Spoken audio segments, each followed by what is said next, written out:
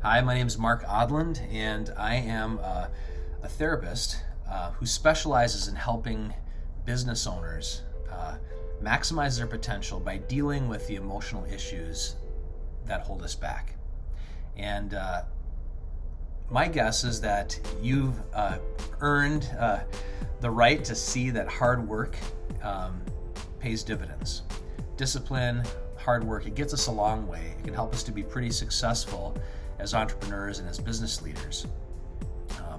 But you may have also noticed that the very same focus and intensity and hard work that works in the business realm does not always translate into emotional health, into relationship health.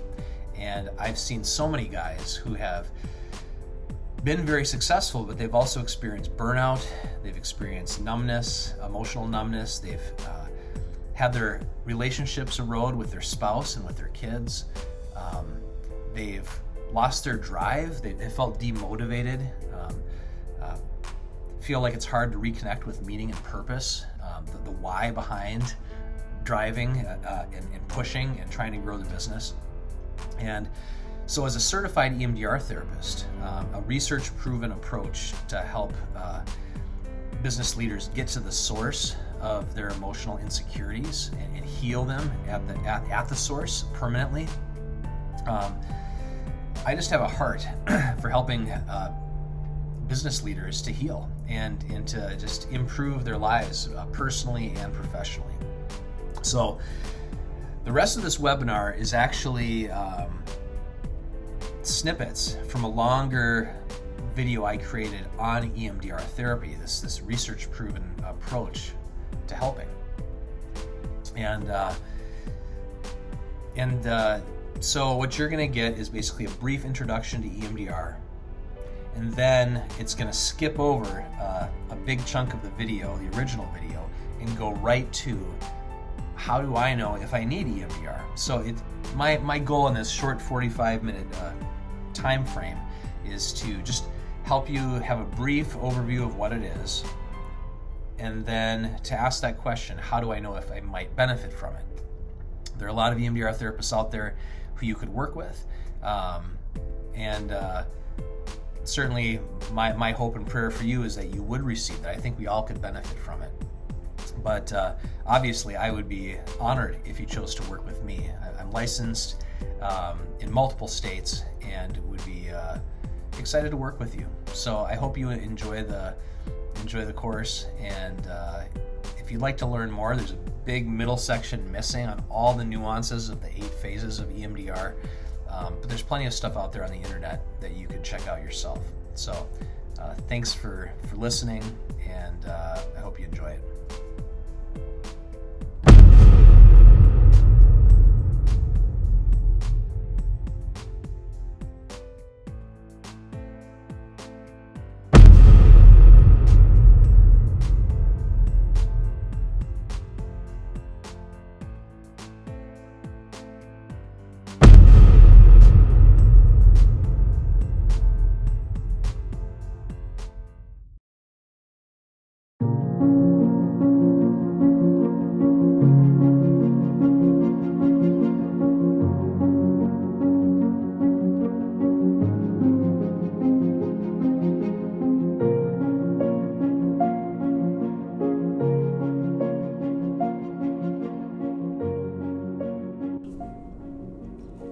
We live in a world ripped apart by trauma.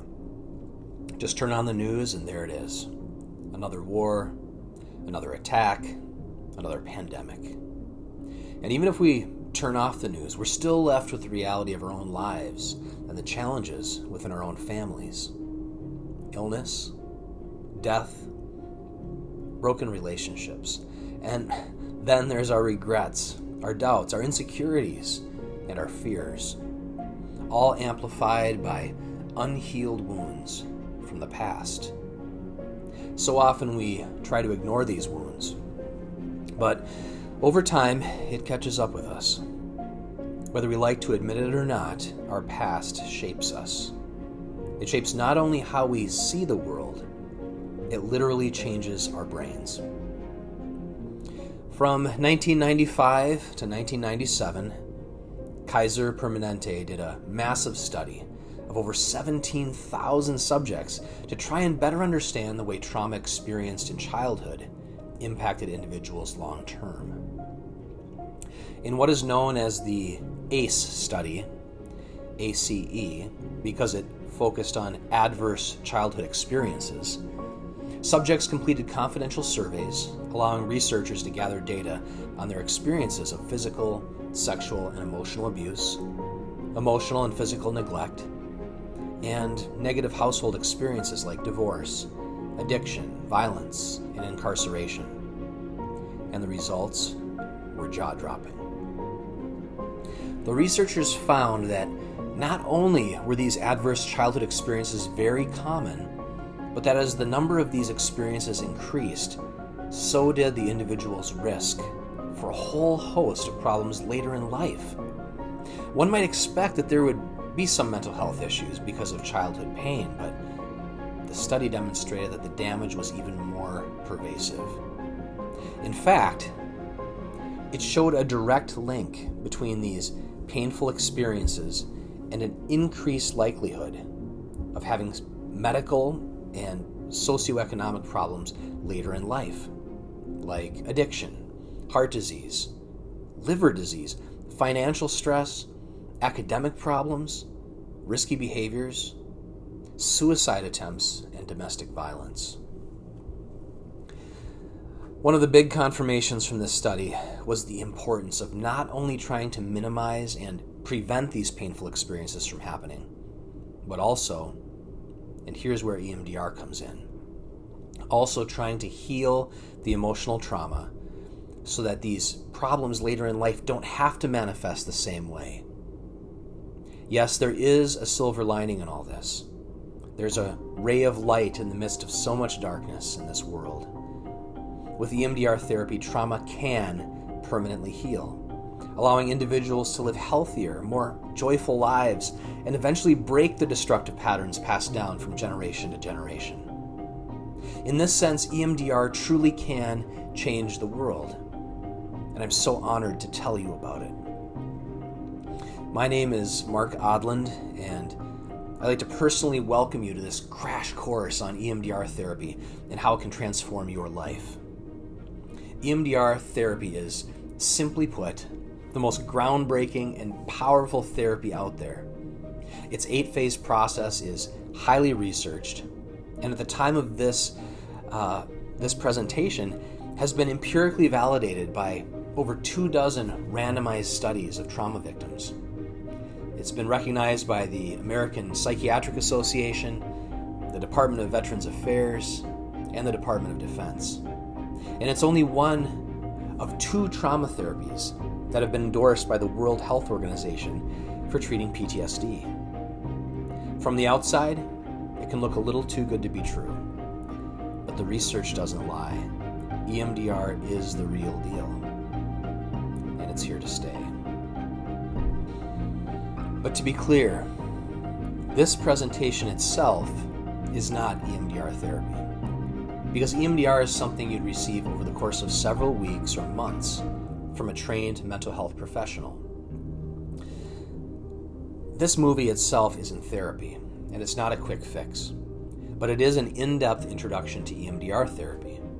My goal is to take the mystery out of it, to pull back the curtain to show you exactly what it is, how it works, why it works, and how it can help you or someone you love find lasting healing from trauma. Knowledge is power, and my hope is that this movie helps you to see and believe that emotional pain doesn't have to have the last word, that old hurts can, in fact, heal permanently. In our time together, you'll learn to recognize how past hurts may still be impacting your thoughts, emotions, behaviors, and relationships. And I'll teach you about the remarkable AIP system, or Adaptive Information Processing System, the amazing process of how our brains are wired to naturally heal from emotional pain, and how sometimes during trauma, it overwhelms this system, causing painful memories to become dysfunctionally stored. frozen in time.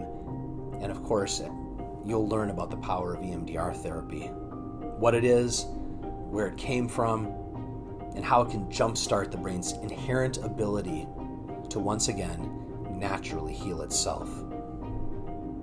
When this course is over, you'll leave with a better understanding of how trauma has impacted you and your loved ones, and a concrete plan for how to begin the journey toward healing.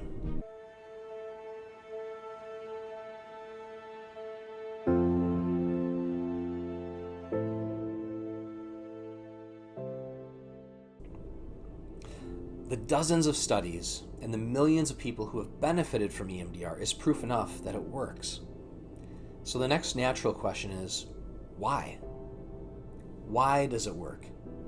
From the outside, it seems a little too good to be true, a little too simple. But remember, EMDR is much more than moving your eyes back and forth.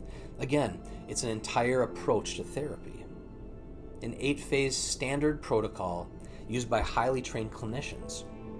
A therapy that not only uses the remarkable intervention of bilateral stimulation, but is also grounded in a deep understanding of how the brain heals from trauma. To understand why EMDR works, we first need to understand how the brain works, and specifically how the brain heals.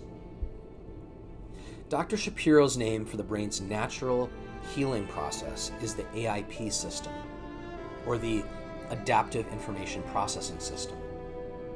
EMDR works so powerfully because it jumpstarts the system and helps the brain to do what it was wired to do: heal naturally.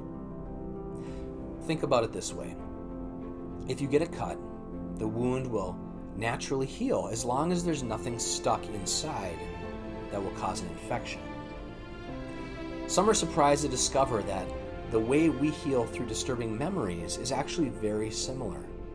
In most cases, we're able to process through disturbing events, learn from them, and allow them to fade into the past as historical memories, much like that cut healing naturally. However, sometimes an event or series of events overwhelms the brain's ability to cope, and like an infection, slows down the healing and causes pain. Decades ago, Dr. Shapiro recognized a profound truth.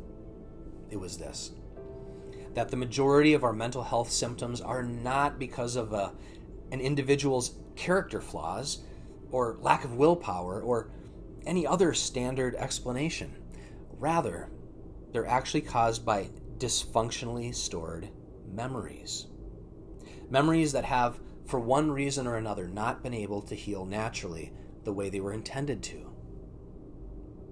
Instead, like a physical cut, these memories got stuck and became infected, essentially frozen in time with the original images, negative beliefs, emotions, and body sensations. Those carrying these frozen memories may be able to keep them bottled up for a while, like a dam holding back a raging river. But without EMDR therapy, this dam will forever have a crack in it. And over time, with enough pressure, with enough stress, the compartments someone used to hold it all together finally break, and it can all come back like a raging flood. This doesn't mean that someone necessarily has one big nervous breakdown. For many, it comes out as little floods, strong emotional reactions that occur every day or every week. To an outsider, it might seem like someone's being oversensitive or overreacting. After all, the intensity of the response doesn't seem to match what's actually happening in the current situation. It may seem like they're blowing things way out of proportion. While this may be true, in truth, their response is perfectly proportional to the unhealed memories that were just triggered. They've just had old emotional wounds ripped open, wounds that never fully healed right in the first place. When unhealed trauma is triggered, there is no past. As far as the survival brain is concerned, it's all happening now. I sometimes tell my clients that a traumatically frozen memory is like a tiger sleeping in its den. At first, it's tucked away in the darkness of its cave. You might even pass it by and not know what's in there. Or if you know it's in there, you might try to convince yourself it's not by avoiding it. But the trouble with trauma is that it rarely stays asleep forever. It can be avoided, ignored, and medicated. But without EMDR therapy, you're always just one trigger away from the tiger waking up. And here's the thing. The situations that wake up the tiger can be everyday things, and these things actually get louder over time. They say time heals all wounds, but with post-traumatic stress, it's simply not true. Time just wakes up the tiger.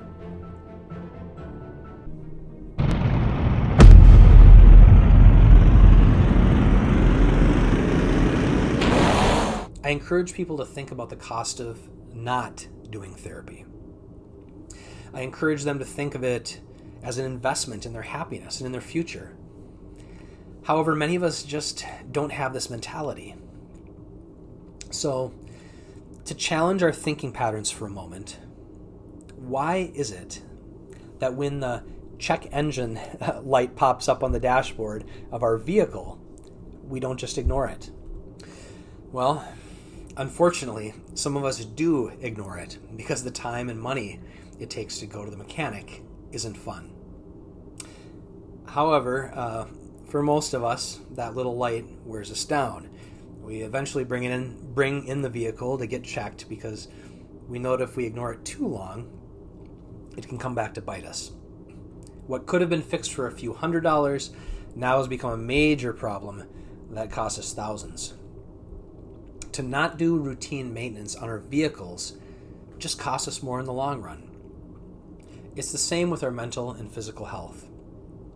Our stress level, our broken relationships, our oversensitive emotional responses, they're all check engine lights popping up, screaming that something needs attention under the hood.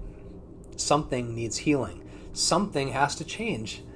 And because our minds and bodies are so connected, ignoring these warning signs is just kicking the problem down the road. Just like neglecting our vehicles, neglecting our bodies and minds will catch up with us. In light of all this, I encourage people to see therapy not as a cost, but as an investment in themselves that could pay dividends for years to come. If the money just simply isn't there, I advise people that they may consider coming every other week instead of every week. This alone would cut the cost of therapy in half. Also, I sometimes brainstorm with them to see if there's anyone in their life that would be willing to support them and invest in them. Someone who cares about their mental health and would be willing to shoulder some of the financial burden. At the end of the day, the question is not only can I afford to do EMDR therapy, but can I afford not to do EMDR therapy? The last common question I get is, how do I know if I need EMDR therapy?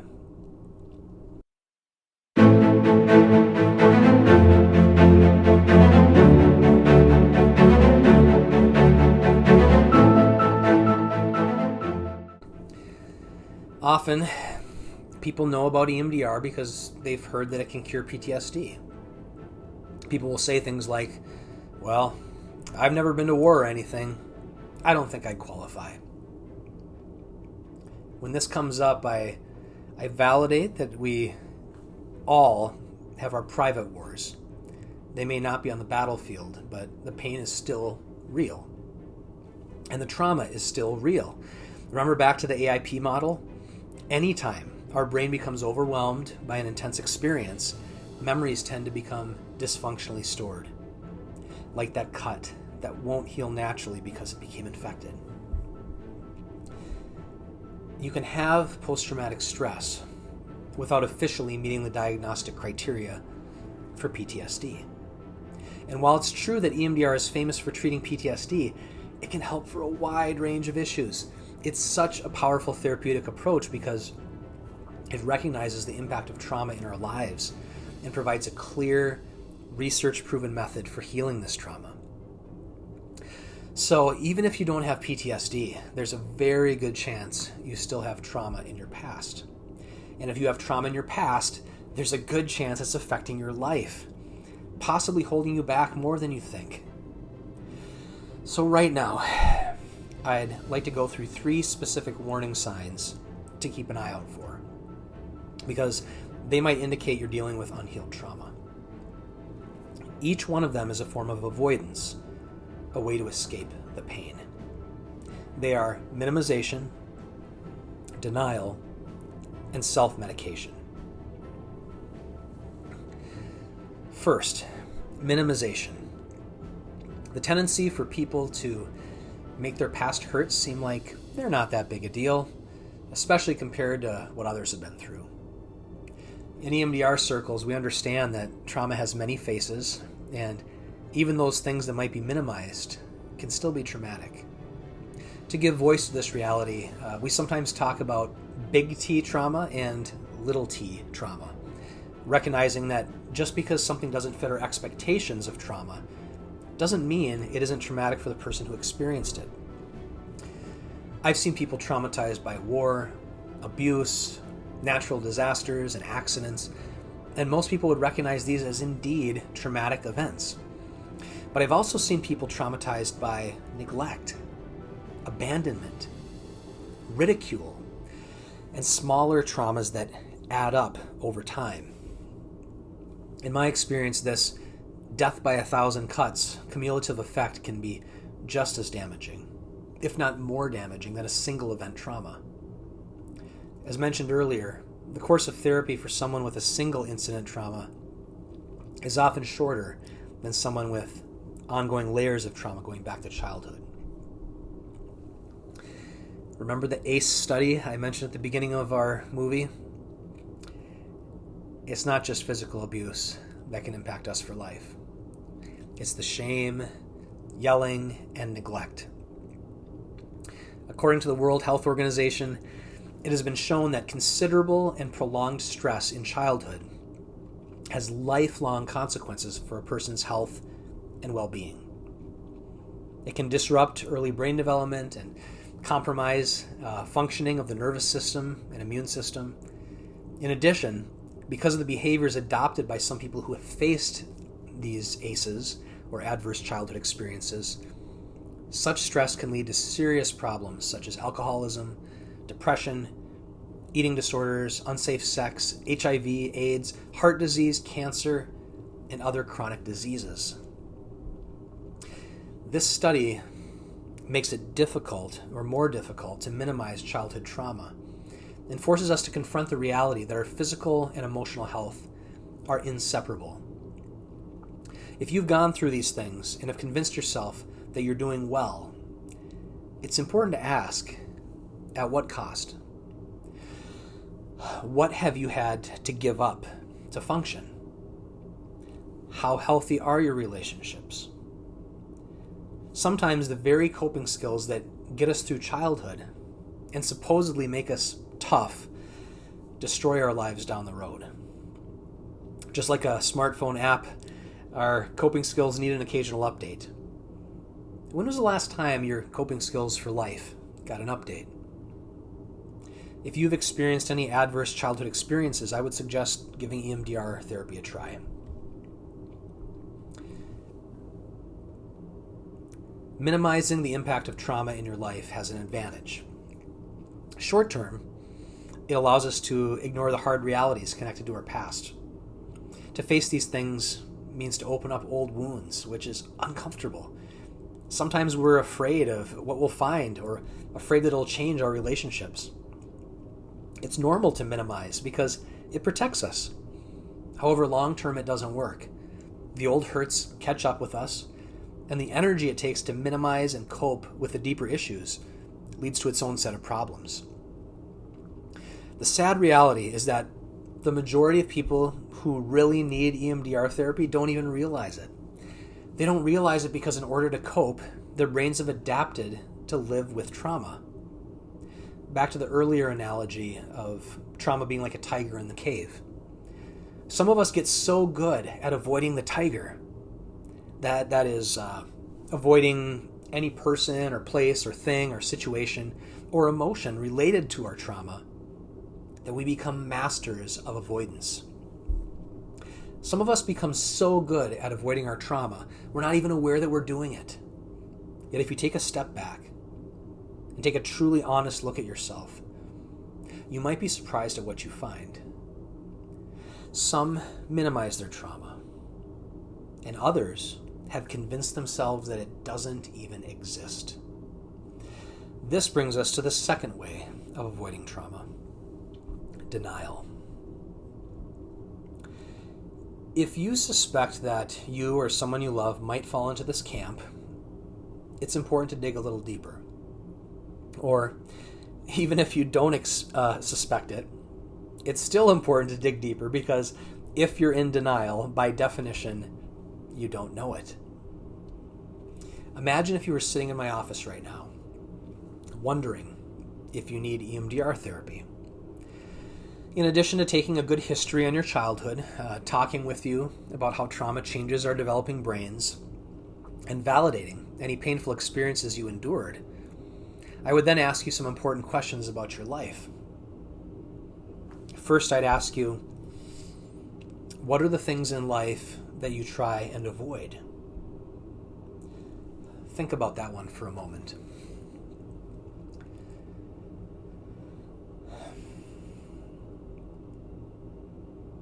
Once you've identified these things, then I'd simply ask you why?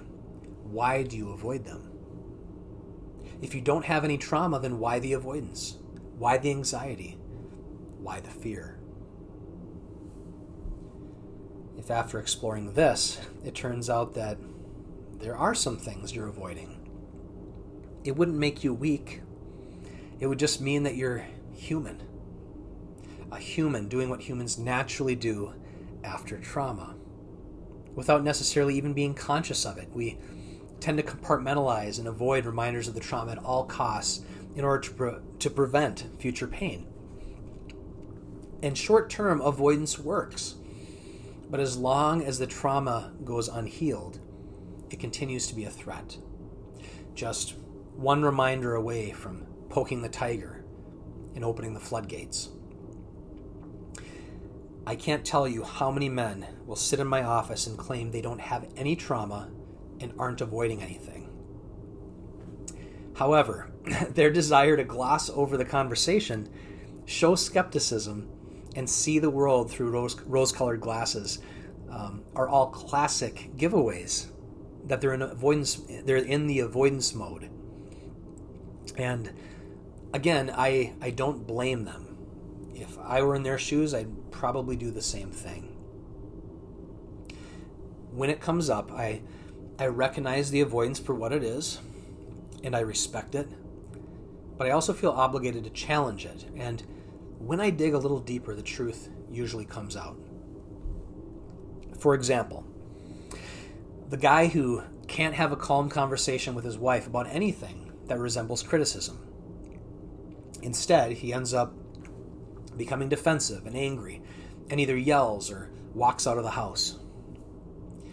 I explained to him that, like most of us, our deepest phobia isn't about spiders or heights or any of the things we typically associate with fear. No. In most cases, our deepest phobia is of a feeling, an emotion embedded in a deep insecurity about ourselves. It might be the feeling of helplessness or danger. It might be the feeling of being a failure or being incompetent. Or it might be feeling unlovable, worthless, or just not good enough. Again, back to the idea of negative cognitions that we talked about earlier. Most of us have at least one deep insecurity that we try to avoid. But when we can identify it and acknowledge it, two things can happen. First, it helps explain a lot of behavior, why we do what we do, why we might be stuck in certain areas, and why certain relationships might not be the healthiest. And second, it highlights our need for EMDR therapy, an opportunity to heal our insecurities at the source, to rip it out by the roots once and for all.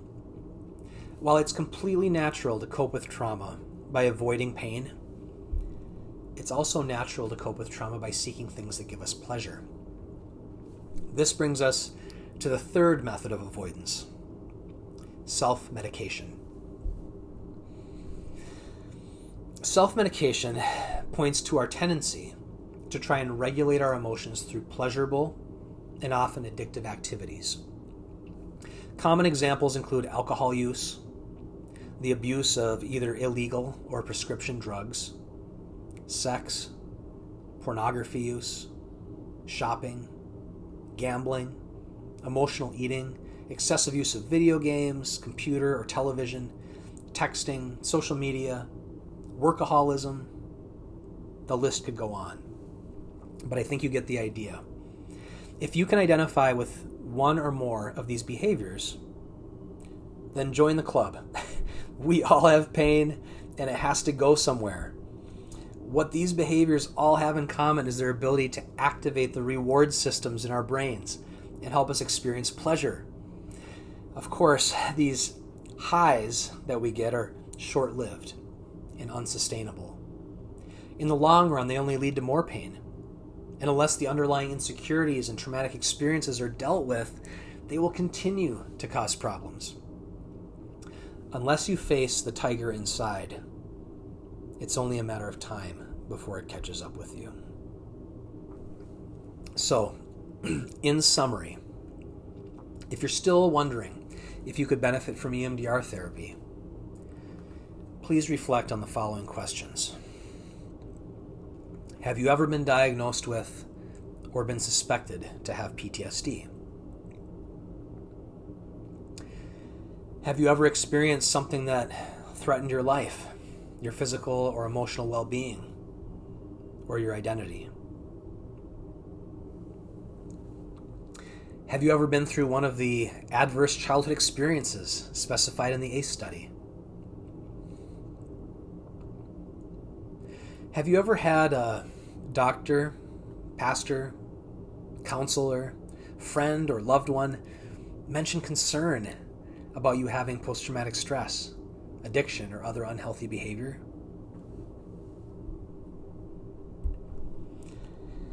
Have you ever shown avoidance behaviors through minimization, denial, or self-medication, or been accused of these behaviors by others? Have you ever experienced severe human suffering, a natural disaster, or an accident? Have you been through military combat or worked as a police officer, firefighter, paramedic, nurse, or doctor? Have you ever experienced physical, emotional, or sexual abuse or assault? If you answered yes to any of these questions, there's a good chance you've experienced trauma and would benefit from EMDR therapy. Whether or not you choose to get EMDR therapy is, of course, a very personal decision, and I understand that people approach the idea of therapy in different ways. As mentioned earlier, for some, it's a last resort, something to do reluctantly after a crisis or after life becomes unmanageable, or when facing an ultimatum from a spouse. However, I hope you don't wait that long. Instead, I encourage you to view therapy as a resource that could help you live a healthier life. Like a healthy diet, exercise, or getting enough sleep, for some, therapy can be one component of an overall plan for health and wholeness. If you're already at a crisis point, EMDR therapy may help stabilize things and assist you in turning things around.